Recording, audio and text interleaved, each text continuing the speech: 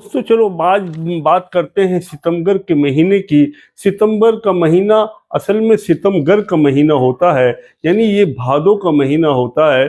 बतलाते हैं जंगलों के अंदर शेर भी और हिरन भी काले पड़ जाते हैं।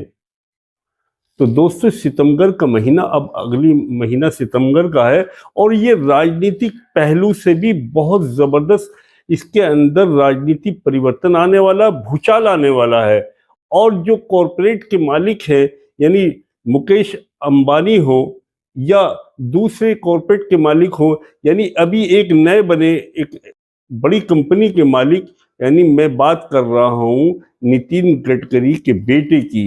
नितिन गडकरी के बेटे ने एंथोल नाम का एक ईंधन बनाया है जिससे गाड़ियां प्रचलित की जा रही हैं, लेकिन वो गाड़ियां बिल्कुल भी माइलेज नहीं दे रही और मालिकों को भी बहुत भारी नुकसान हो रहा है और उससे देश को भी नुकसान हो रहा है।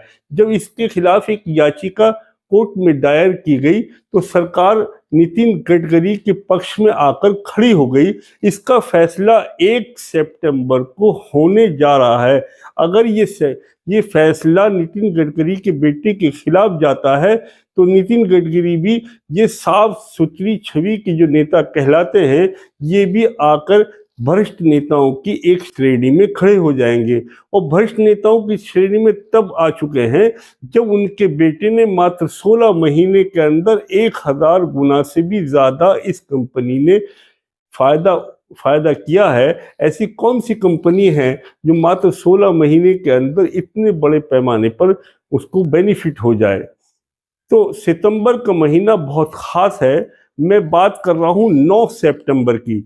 9 सितंबर जिसमें उपराष्ट्रपति का चुनाव होना है और विपक्ष ने अपना एक ऐसा प्रत्याशी चुना है जिसकी वजह से एनडीए के अंदर जबरदस्त खलबली है, क्योंकि उस प्रत्याशी के पक्ष में हो सकता है कि माननीय प्रधानमंत्री की जो बैसाखियां हैं वो ऐसा ना हो कि टूट कर उस तरफ चली जाए, क्योंकि इसमें पता नहीं चलता किसने किसको वोट दिया है। तो ये भी एक खास दिन है 9 सितंबर का। एक दूसरी तारीख आ रही है, यानी 12 सितंबर। 12 सितंबर में मुकेश अंबानी की मुलाकात डोनाल्ड ट्रंप से होने जा रही है। डोनाल्ड ट्रंप जो इस वक्त में माननीय प्रधानमंत्री का जबरदस्त मुखालिफ और एनिमी बना हुआ है, यानी भारत के खिलाफ अभी उसने 50% टैरिफ लगाने की वजह से भारत की अर्थव्यवस्था डामाडोल है। जो हम लोग यहाँ से लगभग 7.2 लाख करोड़ रुपए का जो हम व्यापार करते थे, उसमें आकर ऐसी बाधा खड़ी हो गई है जिसकी वजह से लाखों की तादाद में लेबर बेरोजगार हो गई है और कंपनियां बंद होने के कगार पे हैं। यानी वो 50% का टैरिफ अगर हमारे माल पर लगेगा तो वो अंतर्राष्ट्रीय बाजार में या अमेरिकी मंडी के अंदर हमारे माल की डिमांड कम हो जाएगी। और हमारा कसूर सिर्फ ये था कि हमने रशिया से तेल खरीदा, और सरकार ने भी नहीं बल्कि ये कंपनियों ने तेल खरीदा, रिलायंस ने तेल खरीदा, जबकि चाइना ने हमसे ज्यादा तेल खरीदा रशिया से, लेकिन चाइना के ऊपर टैरिफ नहीं लगाया गया। इसी बात को देखते हुए अब मुकेश अंबानी की मुलाकात 12 सितंबर को अमेरिका के अंदर होने जा रही है। इस पे भी बड़ी पैनी नजर है और मुकेश अंबानी आज सरकार के निशाने पर है, यानी मोदी सरकार के निशाने पे है। जगह जगह छापामारी होने जा रही है। इसी श्रृंखला में एक तारीख आ रही है 15 सितंबर, यानी हम बात सितंबर के महीने की करते चले जा रहे हैं।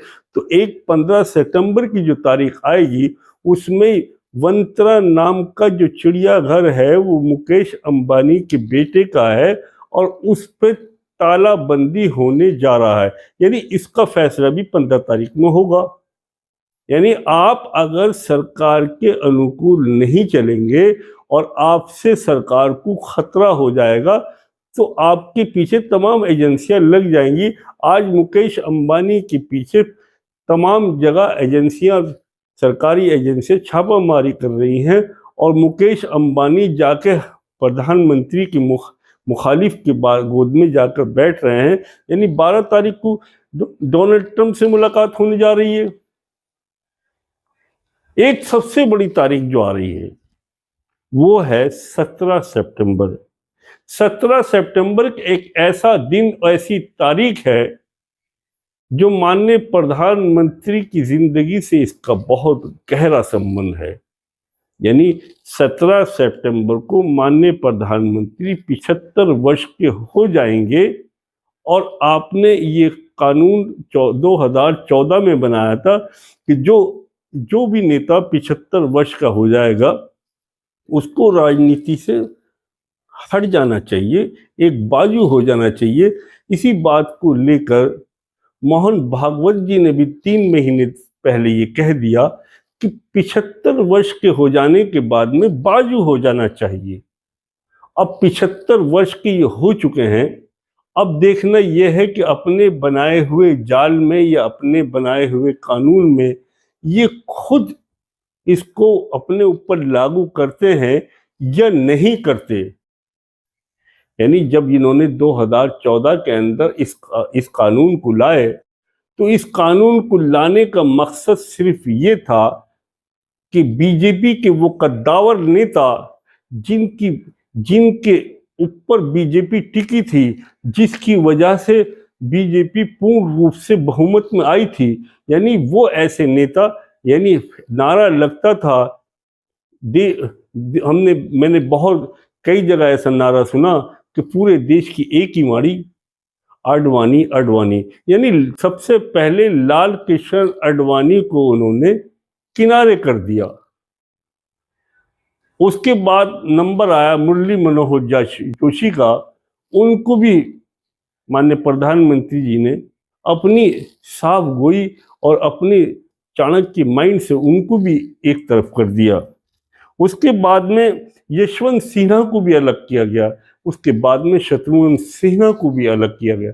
यानी जो हमारे अनुकूल नहीं है उनको तो साइड ही होना पड़ेगा, चाहे उसमें अरुण शौरी हो या यशवंत सिंह हो।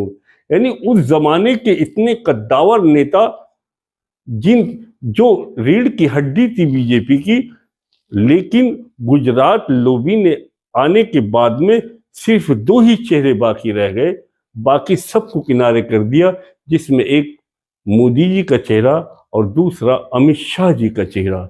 इसी के ऊपर, इसी धुरी के ऊपर तमाम बीजेपी को लाके टिका दिया। ये जिसको चाहे उसी को डुगडुगी बनाकर मुख्यमंत्री बना दे, जिसको चाहे उसी को किसी भी राज्य का मुख्यमंत्री बना दे। यानी देश में बने हुए बीजेपी राज्यों में मुख्यमंत्री वो एक दया, यानी उनको एक दया के तौर पर मुख्यमंत्री बनाया गया। उनको मालूम नहीं था उससे पहले, चंद मिनटों पहले, कि हमें मुख्यमंत्री बनाया जा रहा है। यानी जनता को भी नहीं पता।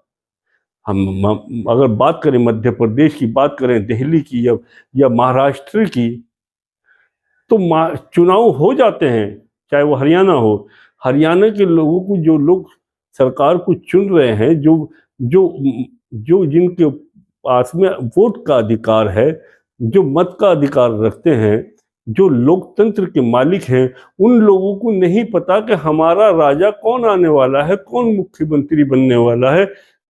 कुछ नहीं मालूम होता, सस्पेंस रखा गया और अचानक ला के बतला दिया कि रेखा गुप्ता आपकी मुख्यमंत्री। कहीं किसी को लाके खड़ा कर दिया, लेकिन पता ही चला कि तमाम जितने भी ये डमी मुख्यमंत्री हैं वो आरएसएस की और दूसरी लोगों की नज़रों में फेल हैं और ये सिलसिला आगे चलने वाला अब नहीं है। दोस्तों, ये वीडियो आपको अच्छी लगी हो प्लीज़ इसको लाइक करें, चैनल को सब्सक्राइब करें, बेल आइकन दबाएं, हमेशा कमेंट्स ज़रूर दें, हमेशा अपना ख्याल रखें, अपने पड़ोसी का ख्याल रखें, राष्ट्र और देश के हित में हमेशा रहें। जय हिंद, जय भारत।